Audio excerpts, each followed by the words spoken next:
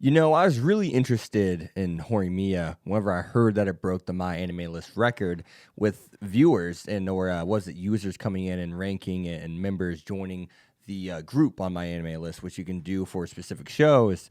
And I was interested. I was extremely curious. I saw this trailer, but even before it broke that said record, and I thought to myself, this looks like it's put together really well. Besides the art, which is absolutely phenomenally beautiful, like just what brilliant way to put together dark and bright hues. Like everything's colored in.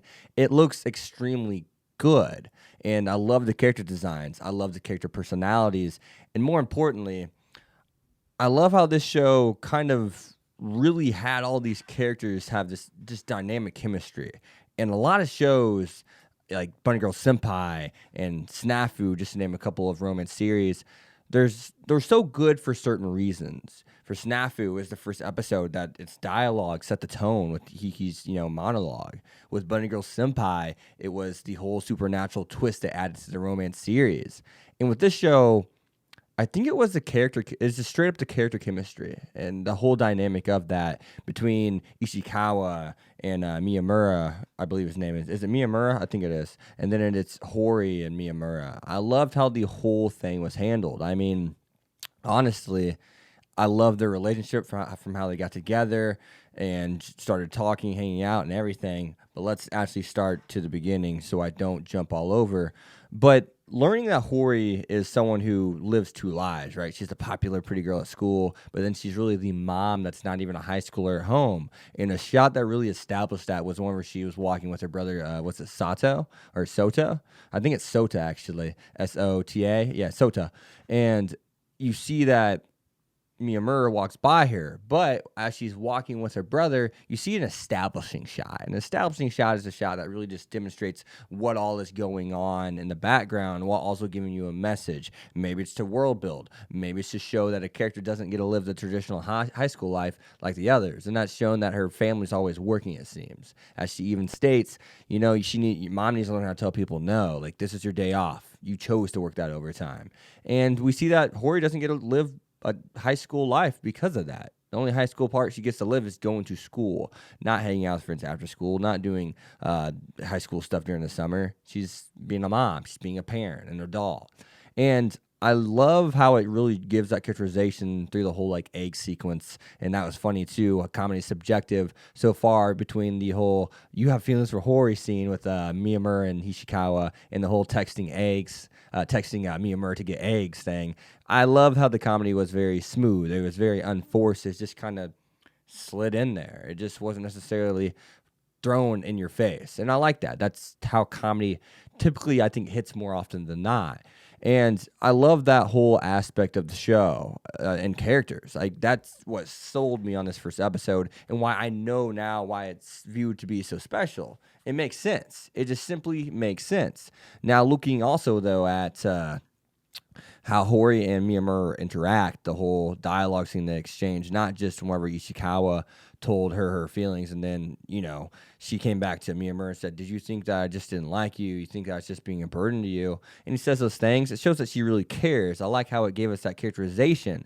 Everything that happened in this episode typically doesn't happen for a few episodes down the road. And Bunny Girl Senpai was kind of the same way. Not as much with Snafu, but looking at Bunny Girl Senpai, we got to really know, the two main characters in that show so fast, Sakuda and Mai, so fast. And it was so unforced. Even them getting together by episode 3 seems so natural. And this show seems like it has natural flow to it as well, which I can't always put a finger on because there's only so many shows that can really kind of capture that really, so fast, so quickly. And now I already know that Miyamura is a guy that's not an otaku, but he likes manga. He's someone who is kind of shy, someone who does kind of lack self-esteem, someone who is worried about how people view him if he showed them the real him. Hori's someone who lives a life at home like a mom. She doesn't care how she looks. She doesn't try to look pretty. She just puts her hair up and just cleans, just hangs out with her little brother, takes care of him, cares about him, and just acts freely. And not say she doesn't at high school, but like there's nothing extra to her. It's just plain and simple Hiyori. There's no extra, right? And Miyamura even says that's why he likes that about her, right? And I really kind of like that atmosphere because as I'm watching on the screen, I'm just kind of like, I kind of like how these two characters really only get to see each other like this in a sense. And then they even reciprocated that on the actual episode. They said that to one another. And I thought that was cool. It just feels like a romance series to where these two characters are falling in love so naturally. Like at the end of the day, they got together because her little brother fell and he saw her fall or him fall and brought him over to her house. And of course, he didn't think nothing of it because he at least knew who she was. And he figured that maybe she would know who he was by chance, despite him having his hair up and the piercing showing. So I thought that was really, really cool. Whenever you have such fluidity, such flow, and such natural flow, it really allows a show to shine because you don't have to worry about things feeling out of place. And this show didn't allow anything to feel out of place. And it just seemed like the author knew what he was doing, and he knew not to write too much and not to write too little.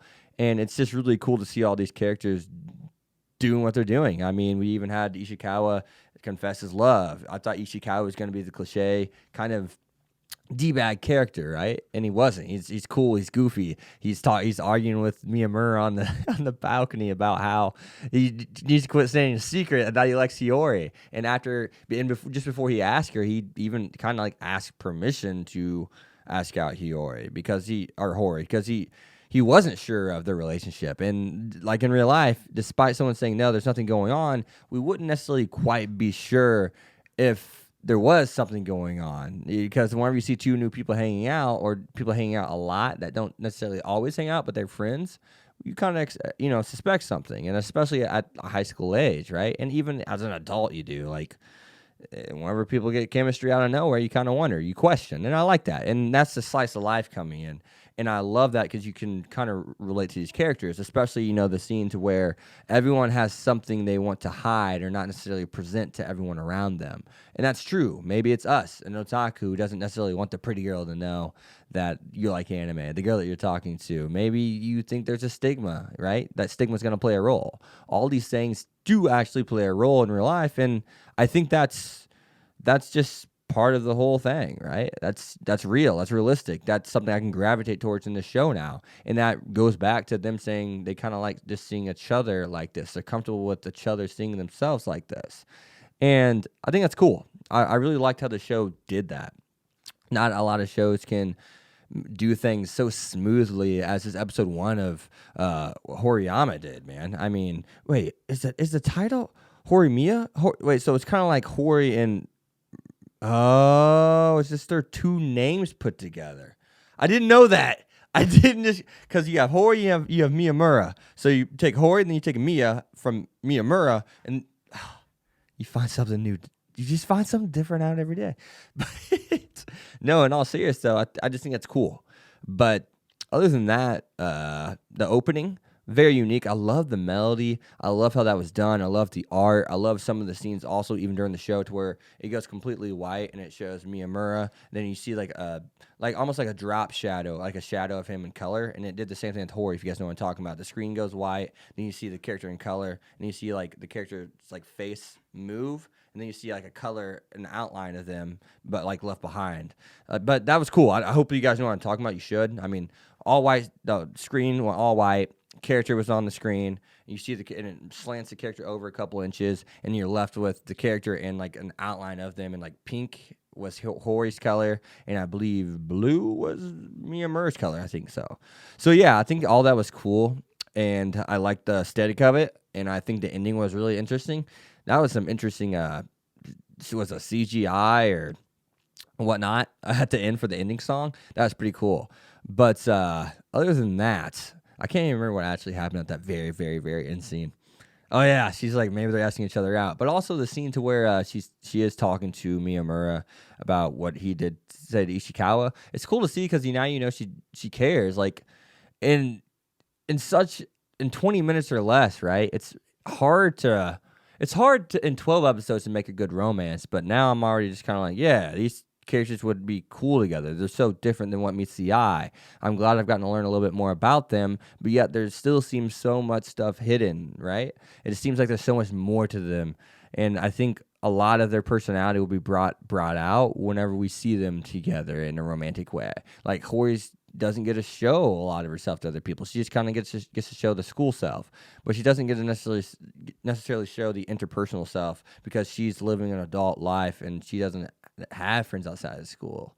Right? She has friends in school, but she doesn't necessarily hang out with them outside of school because she's taking care of her brother.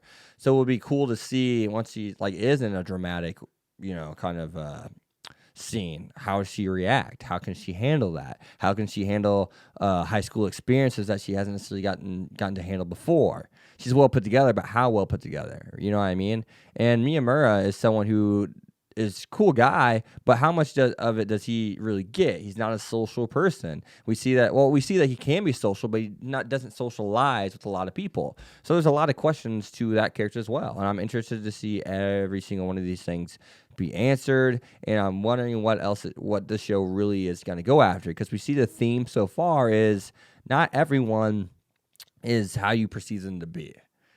But where's this going? Besides just a romance, what's going to be the rising climax, right?